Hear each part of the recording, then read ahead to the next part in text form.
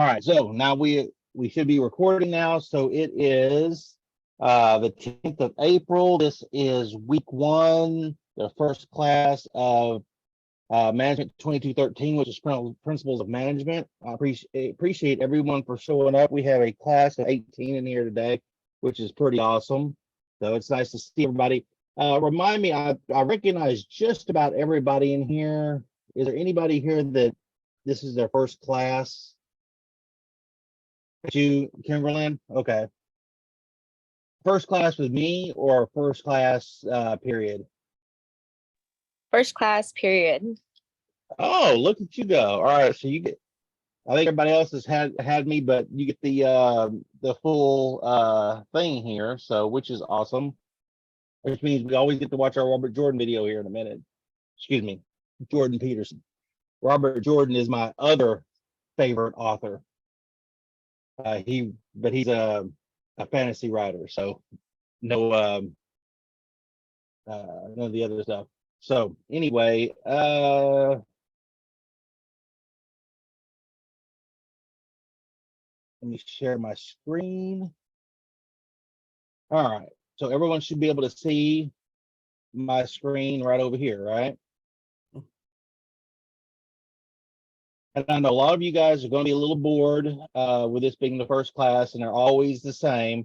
I used to hate it. We used to do the same thing at OSU when I was going. The first day of class was always the same every single time. You went through the syllabus, you went through everything, even if you had the same professors from before. It was just how they did it, and so you always had to go into the first day of class. But maybe we'll know something that is a little bit. Maybe we'll pick up on something we didn't pick up on before. My first question is, I'm starting to use these announcements a little more often that are built into Canvas. Is everyone getting an email with the announcement saying like this one right here, week one online Zoom meeting? Does everybody get that in their email? Okay, awesome. So it is working correctly. That is always good news. I like it when things work like they're supposed to, because it's very rare sometimes these days. All right, so this is Principles of Management. This is, I believe, I have to double check, another one of these Applia classes. So if you have an issue,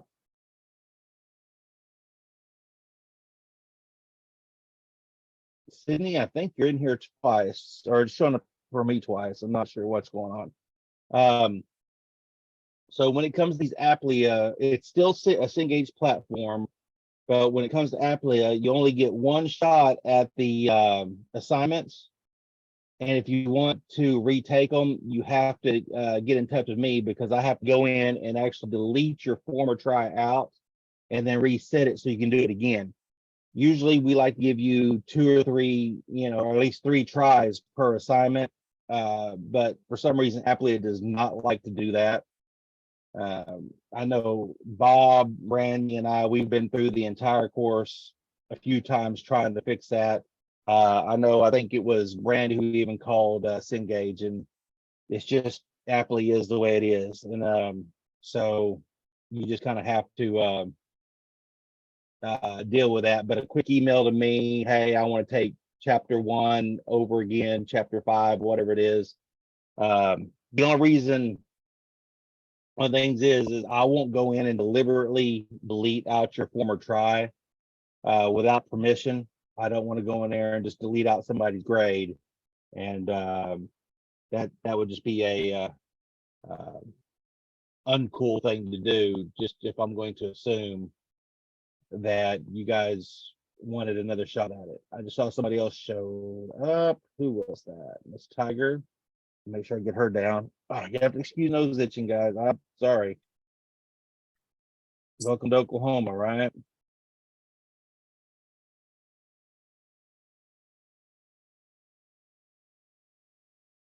All right, she has her points. So everybody squared away. All right, so first off, when you get on Canvas, this should be your home page. Everything here, and I'm gonna look at it from the student view, so it'll look more like yours. Here we go.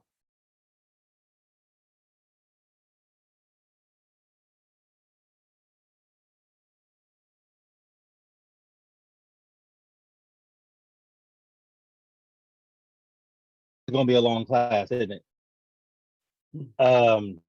You're going to have your syllabus. You have your announcements right here, your syllabus, your announcements here as well.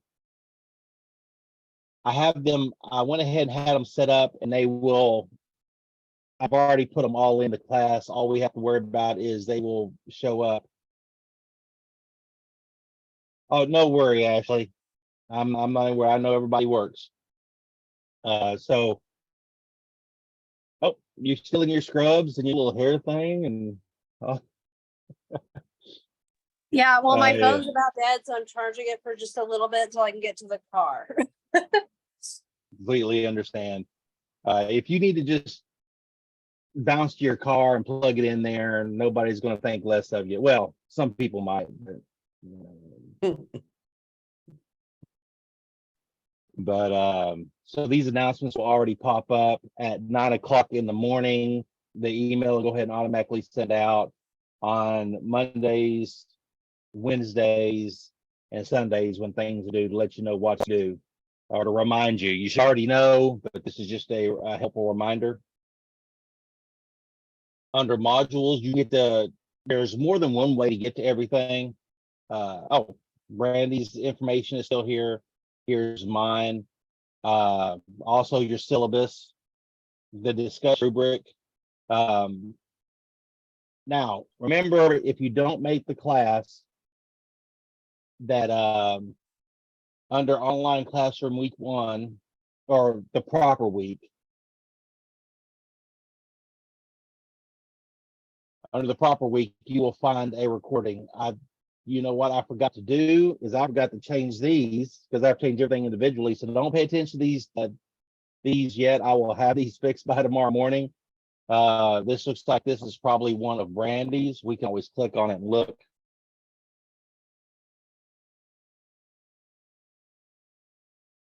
Oh, recording does not exist. So she must have went ahead and got rid of it.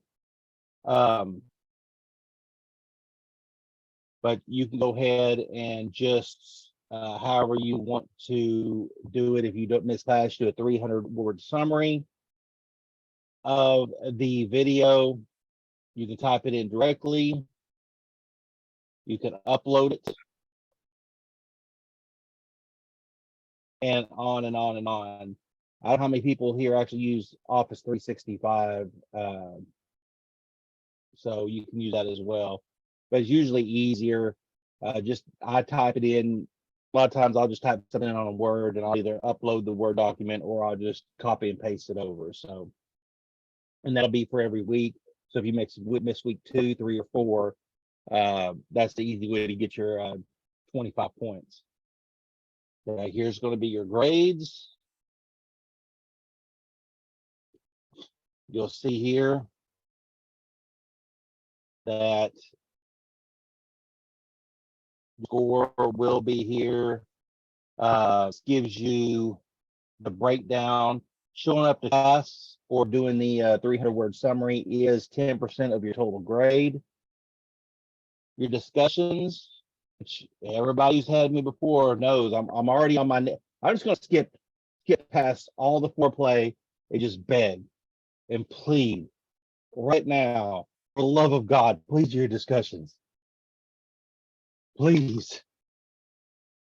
Okay, that's all the begging I'm gonna do this week. But every class is the same. Everybody hates to do the discussion. We'll look over those here in a moment. And then your seeing age assignments are a total of 65% of your grade for a total of 100%. Now, I need to read this one.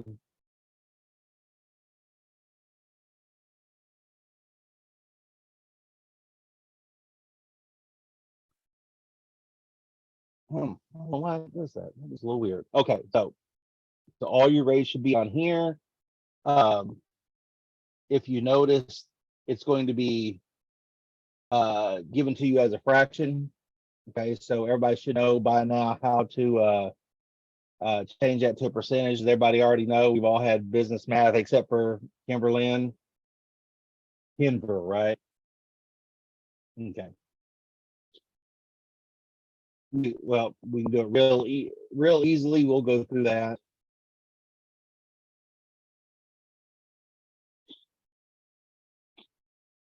Okay, so if you get like if it was here at 25 out of 30 here, what that means is 25 divided by 30. That will give you a decimal. All right. Move that decimal place over 2 places, and you will figure out what your grade is. Okay. Either that or multiply it times 100. It's basically doing the same. It's doing the same thing. All right. So 25 out of 30 would be an 83.3333%. So if you have questions on that, I will try to do something a little different. Also, if you want to know who your classmates are, you have everyone here. And if you want to talk to someone, or want to talk to Sydney, I click on it. Oh, it does not give you the email address. I thought it did, so that is my bad. Maybe it's just on my end. I forget what you guys see and what I see as well. All right, so that's basically how to get around Canvas, all the information you need. Now, under assignments here,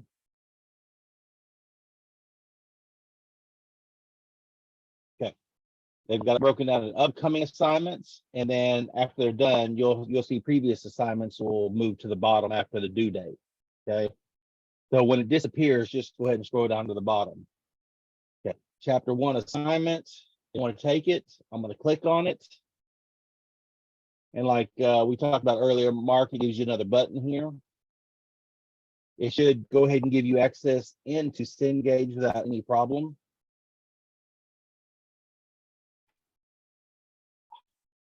Unless you're me.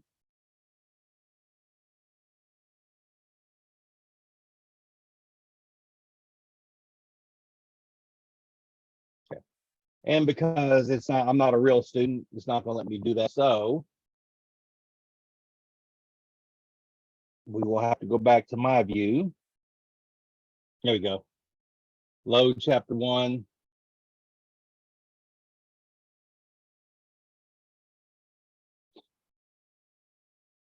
And eventually,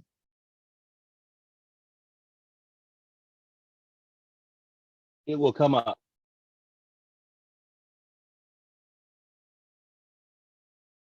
All right. You'll see there are 4 questions under management, 4 under management functions, 2 under kind of managers, 4 under management roles, 3 under managerial skills, manager mistakes. The transition to management will have 5 and then 1 with a total of 26 different questions. And that is how that will be scored.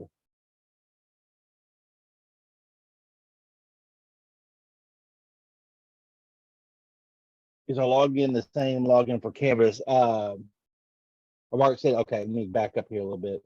Oh, Mark says able to get it worked out. Well, Sydney, the best way to go about it, it should be, but the best way to go about it would be just to go into the Canvas assignment, click on the assignment yourself, and it should take you directly into that class without having to sign on separately. The reason it didn't for me is because when I click on student view, we use what's called test student, which doesn't have an email address or sign on associated with it. I want you to sign in. Did that, and I want you to sign in. Okay. And this is Sydney. Let me see what we can do here in just a moment.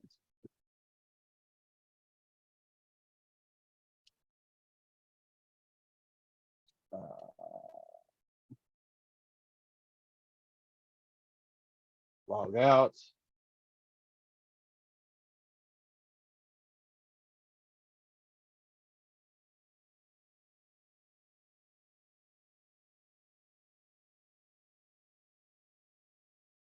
Get rid of some of this extra here.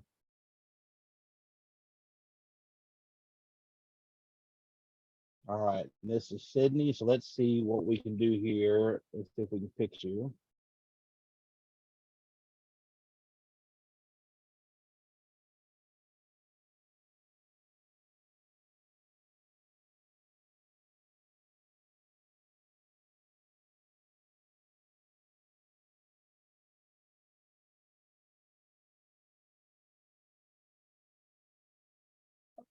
So let's look at the assignments. We won't look at your grades. Chapter 1 assignment. And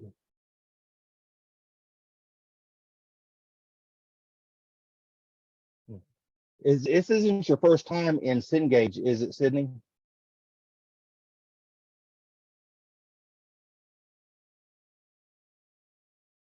This is my first time using it. I haven't taken business math yet. But have you used Cengage at all? Uh-uh. Okay. Well, go ahead and go create an account. Okay. And use the email, use the sign in on Canvas. And if you Okay. have any issues for any reason, let me know and I will get it fixed, even if I have to get in touch with Cengage. I'll tell you though, if you guys have any issues with Cengage, they answer you guys back a lot quicker than they answer me back for some reason. So sometimes hitting them up is quicker than hitting me up, me hitting them up, waiting on them, and then getting an answer back to you. All right, so let's see if we go back to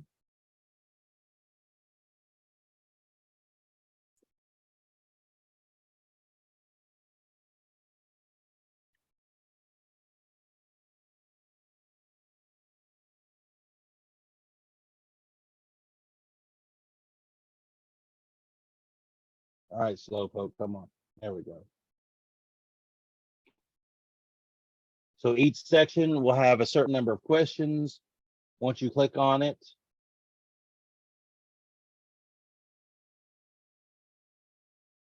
it will take you that. And then you're going to read and answer questions. So let's just look at this. Maybe this will be an easy one for us all to look at real quick. We have time. What does a typical day look like for a marketing manager at a top social gaming company? To find out, Bloomberg Business Week's Victoria Black spoke to Daniel, blah, blah, blah, blah, who holds a position at Kabam in San Francisco before enrolling in ESADE. She worked on online sales, ad sales at Google when it was still a company. He grew up in the heart of Silicon Valley in California, his undergraduate degree from the University of California, Davis, where he studied international relations and Spanish. Here's a peek at his daily routine. Okay, so quite impressive, actually. I don't know if they made this person up or if it's a real person. Hey, I get up, go to my workout clothes, have a quick breakfast bar so I can have enough energy to work out. I do this before I do anything else, before opening my computer and turning on my cell phone. 7:30, I usually sit in the backyard with a laptop, a big cup of water to cool down. I don't drink caffeine, so it's pretty much water all day. I check my email to see what has come in overnight from offices in Beijing and Luxembourg. Okay. That's a lot to read. We won't go through that here. And then we're going to ask, a manager typically spends the least amount of time in quiet reflection alone in his or her office, communicating, monitoring work items, or establishing plans and goals. So I will say quiet reflection is not in the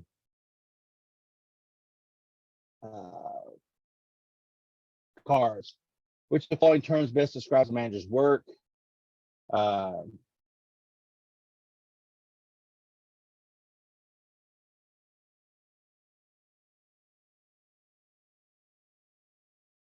going to say varied. Should be 4, right? 1, 2. Okay.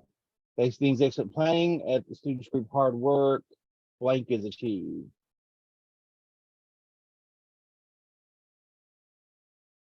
And the first day the driver running on freight, you realize something is right. Trucks go out half full. Drivers often get the wrong address, so freight doesn't arrive at the destination. Company's operations. either effective or efficient. And then you can always hit save and continue.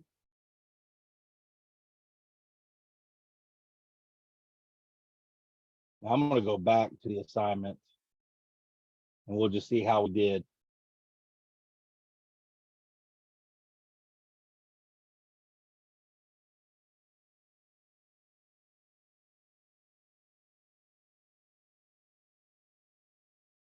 Three point eight out of 4. I made a mistake somewhere, but so you'll see how this is. And this looks like this is giving us 3 attempts on each one of these. So I like that. I know Cengage has been doing some upgrades and some weirdness, and this I haven't taught this class in a while, so not too bad. I have a 3.8 out of 26, which if you put that in the calculator will give you a 14.4%. All right, that was kind of a long way around on that. Alexa, volume 1. All right, here you can join the live Zoom class. Here's my instructor information if you need to get hold of me. Now, the best way usually is through email, okay, unless you really, really need to get a hold of me quickly. I'm only in the office on Monday, Tuesdays, and Wednesdays. If you need me in there any other time or at a certain time, let me know and I will make myself available. Okay. Bob is the same way. And for some reason, one is not available, the other one is more than happy to help. You know, we can switch off that. The only one you won't be able to visit in person with Brandy is she only teaches online and she actually lives in Houston. So you will have to email or Zoom with her. We can also do Zoom. So any way you guys feel like it is fine.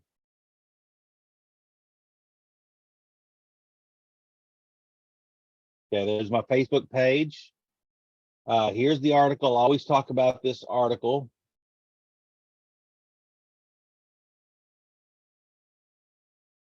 I'm a normal spiel, which is, I don't really care for a lot of these online articles, but this one is actually a really good one. This doesn't tell you mostly anything you don't already know. They just put it down in nice, succinct sections here. So, you know, they just kind of brings it to the forefront for everybody. Usually, I don't know who's heard this story before, but when they say treat study like a job, let's make it a job you like, okay? Not working the overnight shift at McDonald's or whatever. Or some people may like that job. That just sounds horrible to me. Any overnight shift sounds horrible to me. My son, he works overnight at a casino, so, and he loves it. But one of my friends from high school, he is a captain in Fort Worth Fire Department right now, and when it was come time to study for, you know, the next exam to get promoted, on his days off, he treated studying like a job. That's what he sat down and did. That was his job for however many hours he blocked off that day. And that's, you know, and these all kind of roll into each other. Make a study plan, manage your time carefully. You know, nobody says you have to sit down for 8 hours a day and try to do schoolwork, because we know that doesn't work either. But study blocks are always good. Now, some people do it differently. Some people do it time-wise. You know, hey, I'm going to spend the next 30 minutes reading this chapter, and then I'm going to take a break, or I'm going to spend the next hour or 45 minutes or whatever it is. And some people like me, I do it, I'm project oriented. So I'm going to finish reading this chapter and then I'll take my break. Or I'm going to finish grading these discussions and then I'll take my break. Or I'm going to finish, you know. And so however you do it is kind of up to you, whatever kind of fits your style. Just try to not let yourself get distracted. That's why we have these blocks. I say when I go to sit down, grade discussions, or I go to do attendance and all these other little tasks I have to go through during the day, I usually, well, that'll bring us to the next step, find a quiet space. Some people work really well when it's one of my old business partners, she could not do anything in her office unless it was completely silent. She'd go in, close her doors, you know. It with me is quiet. You see, eliminate distractions here. Quiet is a distraction. I need something in the background, whether it be music. Usually I put my headphones with a podcast, and then I do I kind of listen to that in the background while I'm doing whatever task it is. Now that's just, once again, all these things, you know, kind of relate to your style. So just go through these 21 little 21 little steps here. And kind of look through it, because like I said, just kind of list it out for you so you can, you know, put it all together. So I don't think it's anything here that you don't already know. The other one is beat deadlines. That's one of my favorite. Try to get it done way beforehand, if at all possible, if you have the time for that. And as a guy who is 10 minutes late to everything, you know, sometimes like me, it's a struggle, you know, so I really gotta press myself forward to make sure that I'm not running straight up against the clock, because if you run up against that clock enough, eventually it's going to beat you. You know, you only have the clock only has to be right once to bite you in the butt. And then, you know, and I get that every once in a while. People say, "Hey, it closed me out. I was trying to get it done, and it was 11:59, and it closed me out of the test." But we can go back and fix that depending on which week we're in. But at the same time, you know, if we get our stuff done ahead of time, boom, we're good to go. All right. So everybody who's had it before, Jordan Peterson, one of my favorite lecturers, authors. I think I've seen every lecture he's ever done. I've read all, but I have not read the second book yet, Mark. I have not picked that up. Did you finish it? It was good. Yes, it was good. It was right up on par with the first 12 rules book. Really? Really? Well, that's good, because that was a really good one as well. So I need to get on that. But so once again, this 5-minute video, which everybody's seen before, except for maybe Kimberlyn, he tells you why it's hard to sit down and make yourself do what you need to do. He doesn't give you any answers. He just kind of clarifies why things are the way they are. And maybe, you know, you can find your own solutions for it. So what I'm going to do is I'm going to let this play for a minute, and then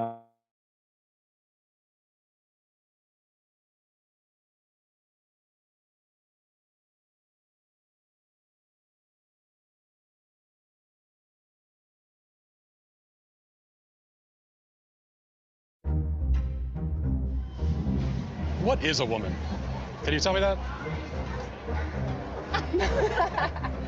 Your attention, for example, is and we're definitely not getting into that. mediated by unconscious forces. And you know that perfectly well. And this is another Freudian observation. You know, if you're sitting down to study, for example, your conscious intent is to study. But you know perfectly well that all sorts of distraction fantasies are going to enter the theater of your imagination non-stop and annoyingly. And there isn't really a lot you can do about that except maybe wait it out. You know, so you'll be sitting there reading, and your attention will flicker away. You'll think about, I don't know, maybe you want to watch Jane the Virgin on Netflix or something like that. Or maybe it's time to have a peanut butter sandwich. Or you should get the dust bunnies out from underneath the bed. Or it's time to go outside and have a cigarette. Or maybe it's time for a cup of coffee. Or it's like all these subsystems in you that would like something aren't very happy just to sit there while you read this thing that you're actually bored by. And so they pop up and try to take control of your perceptions and your actions non-stop. Maybe you think, well, this is a stupid course anyways. Why do I have to read this damn paper? And what am I doing in university? And what's the point of life? It's like you can really get going if you're trying to avoid doing your homework. And then you might think, well, what is it in you that's trying to avoid? Because after all, you took the damn course and you told yourself to sit down. Why don't you listen? Well, because you're a mess. That's basically why. You haven't got control over yourself at all. And no more than I have control over this laptop. Okay, so there's the memory function of the unconscious, and there's the dissolutive function. That's an interesting one. The unconscious contains habits, once voluntary, now automatized, and dissociated elements of the personality, which may lead a parasitic existence. That's an interesting one. I would relate that more to procedural memory. You know, so what you've done is practice certain habits, whatever they might be. Let's call them bad habits. And you like those things to get under control, but you can't. So maybe when you're speaking, for example, you use like and you know, and you say a lot. And you've practiced that, so you're really good at it. And you'd like to stop it, but you don't get to, because you've built that little machine right into your being, right? It's neurologically wired, and it's not under conscious control. And anything you practice becomes that. It becomes part of you, and that's another element of the unconscious, a different part. And then there's a creative part, which is that, well, you know, you're sitting around and maybe you're trying to write something, or maybe you want to produce a piece of art or a piece of music, or maybe you're just laying in bed dreaming, and you have all these weird ideas, and especially in dreams, it's like, where do those things come from? And even more strange, one of the things that's really weird about dreams, and almost impossibly weird, is that you're an observer in the dream. It's like a dream is something that happens to you. Well, you're dreaming it, theoretically, so how is it that you can be an observer? It's almost like you're watching a video game or a movie, but you're producing it, at least in principle, although the psychoanalysts would say, well, no, not exactly. Your ego isn't producing it, your unconscious is producing it. It's a different thing. It's a different thing. And of course, Jung would say, well, it's deeper than that. The collective unconscious might be producing it. It's, in some sense, it isn't you exactly, or it isn't the you that you think of when you think of you. And that's the ego from the Freudian perspective, the you that you identify with. That's the ego. And outside of that is the unconscious. The id, that's more the place of impulses. And you could think about those as the biological subsystems that can derail your thinking, right? And that govern things like hunger and sex and aggression and your basic instincts is another way of putting it. And it's a reasonable way of thinking about it, because these are subsystems that you share with animals. You share them certainly with mammals. You share most of them with reptiles. You share a lot of them with amphibians, and even going all the way down to crustaceans. There's commonality, for example, in the dominance hierarchy circuits. And so these are very, very old things.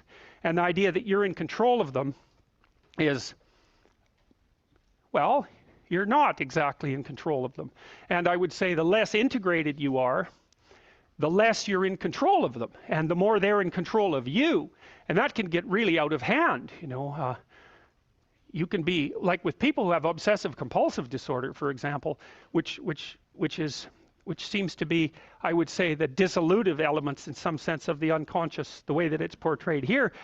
Poor people with obsessive compulsive disorder, they can spend half their time doing things that they can't really control, and they have very strong impulses to do them, and it's very hard on them to block them. You know, they'll almost panic if those things are blocked. And then you have people with Tourette's syndrome, you know, that they'll be doing all sorts of weird dances and spouting off obscenities and imitating people without being able to control it, and sometimes a little bit of antipsychotic medication can dampen that down, but it's as if there are these autonomous semi-spirits inside of them that grip control over their behavior and make them do things. And you know, you find that to some degree in your own life, because maybe you've become very attracted to someone, even maybe you don't want to be attracted to the person, and then you find yourself, you know, texting them when you know perfectly well that you should be going to bed, and you know, you're in a grip of something, and you can't control it. And that's all part of the unconscious, and all part of what Freud was studying.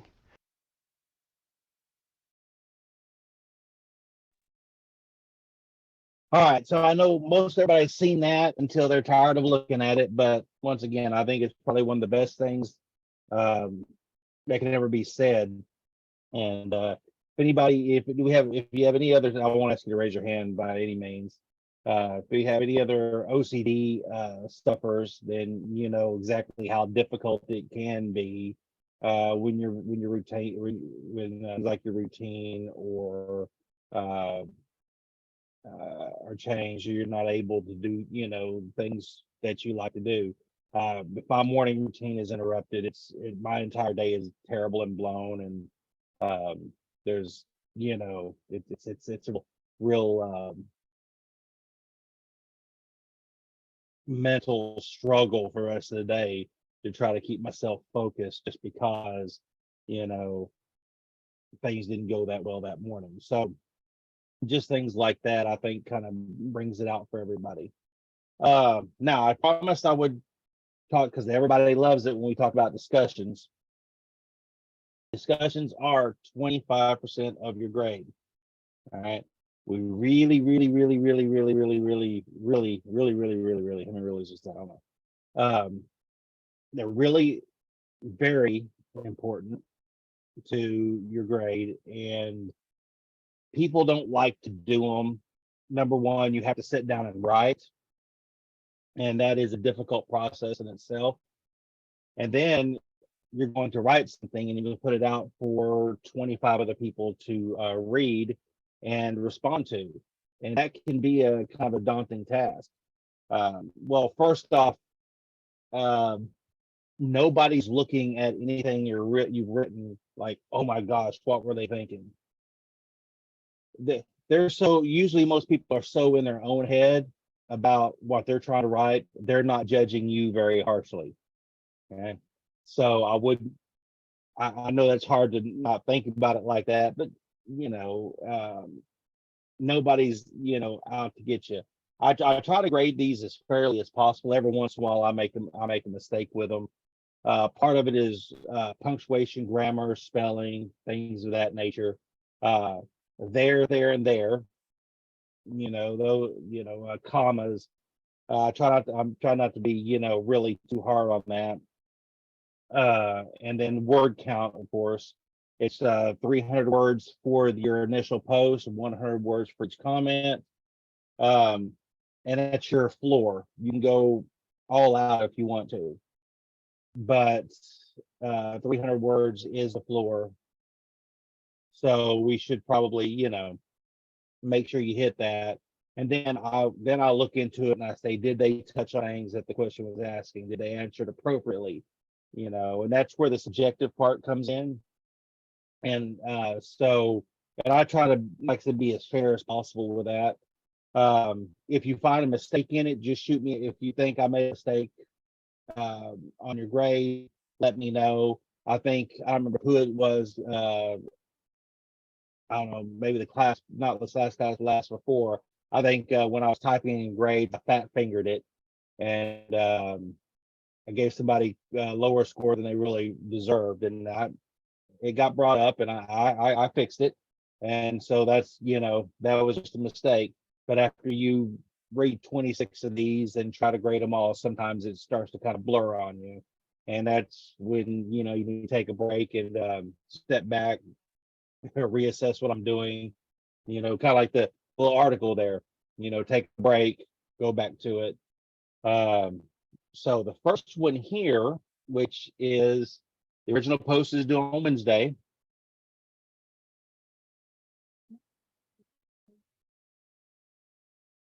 Okay, so initial post is 300 words or more, peer post minimum 100 words for each post, and there are 2 of those required. Okay, the 20 points for the initial post, 5 points each for the peer responses, which brings you to 30 points total.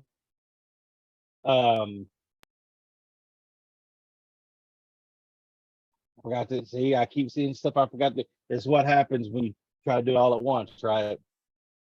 It's the 300 words.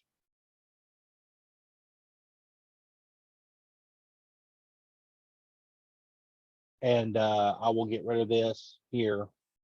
And tell us about a time your manager made a mistake and how the manager should have acted according to the textbook. Please write your post in this format, numbering each question in your answer. Okay, the 300 words to do that. So we're talking an average of 60 words per question here. That should not be hard. 60 words is a short email. 300 words is actually, you know, a long email. Yeah, depending on what you're doing, 300 words should not be that hard to accomplish. First, to tell us what happened. What did they do wrong? What were the consequences of their actions? Did they realize their mistake? And how should they have handled the situation? All right. And these are varied responses, you know. I've worked at a lot of places. I've managed a lot of people, been managed by a lot of people. And some people just are not made to manage. They're just not. Some people are, and you'll know that, and people know the difference. It may be your current job. This may be why you're here doing what you do. I think are most of us ST students in this?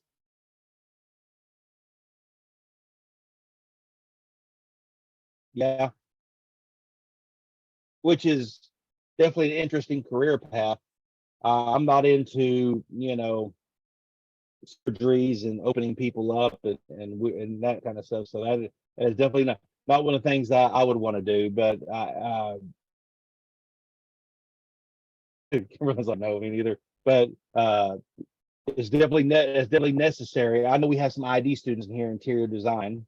Chiquita. Oh, Robert too. Yep. ID in the house, right? But so different career paths for different people. It's completely understandable. And something brought you to this. Something brought you here to say, I want to do something different with my life. Whether you're young, like some of you guys see here, or old like me. Something brought you to a different career path, and that's awesome. And I'm glad everyone is here. So remember the first one here, and I'm pointing off my other screen. I have a habit of doing that. I have two screens here, cameras here, screens here. Remember, you have a 300 words due on Wednesday. What happens is, and I don't know if I've explained this before, I think I have in some classes, but I'm trying to make it a point to, is when the discussion or any assignment is due, but when it's due on 11:59 on Wednesday night, I come in on Thursday morning and I grade whatever's been turned in. If you haven't turned anything in yet, I just plug in a 0. Okay, that 0 is not permanent. All right, you can go back, make that up, do whatever you need to do. But what that does is it does clue you in that you had an assignment due and you didn't get it in. And some people freak out like, hey, can I make it up? Of course you can make it up. Please try to do it your best on time. We understand that things happen, but that's just kind of a clue in, and that will tell you once I put that 0 in, that will change your grade, your final grade. And when it does that, you'll see you may have a 90 and then you didn't do your discussion, and that thing will drop down to a 72 or whatever it is. And then you kind of get, it's that cold, as a splash of cold water on you going, oh crap, I need to go make sure I make this up. So don't panic when you see the 0, just realize that's what happens. If you, and on Wednesdays, when you do the peer response, I'm sorry, Wednesday, when you do the original post, that's a maximum of 20 points. So let's say you got 18 out of 20 and you haven't done the peer responses yet, then you'll see 18 points on there. Once again, don't panic. It's fine. You just haven't done the peer responses. Those are due on Sunday night. So on Monday morning, I come in and I grade the peer responses and add those points in. So if you do the original post, I grade it, you get an 18.5. You come in on Thursday evening, do the peer responses. I usually won't grade those until the next Monday. I'll wait till the day after it's due. Sometimes if I get some extra time and I get a little bit excited, I'll go ahead and do that. But I like to do them all at once. Once again, just keep it dress in my own mind. All right, so that is all I have for this first class. Let's open it up for questions, concerns. Anybody have any issues I need to know about? Chiquita? Oh, it popped up like you were talking to me, although I can't hear you. Oh, there you are. I can hear you now. Did you like my presentation? I did. I did. Thank You- you. Chiquita, she's going at it hard and heavy. She's going at it hard and heavy. She's dedicated, and you know, every time poor Robert here, not to call you out, but every time I see your name, I think of Nightmare on Elm Street. I know it's England, not English, but for some reason I cannot keep it out of my mind. You know, a child of the '80s, go figure. Happens all the time. You So anyway, anybody else? Kimberlyn, since it's your first time, Susie, Ashley, Margaret Ann, anybody?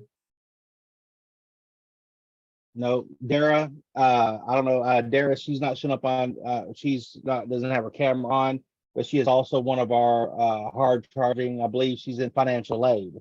So she's awesome, but she also knows where my office is, so if she has any questions, she'll come get me herself. But if everybody's good, oh, I got a new message. Hey, Dara's awesome. I'm not going to say if you need any help, contact Dara, but if you need help, contact Dara. Actually, the entire financial aid department, admissions, everything there are great. But anybody else have any questions? Okay, the last way it works, everybody should remember when I stop the recording, that is the official end of class. If you want to stick around and talk to me off to the side, I will stick around if you need help with something afterwards. That is it. Otherwise, I will stop the recording, and I appreciate everyone for showing up, and I will see you next Monday.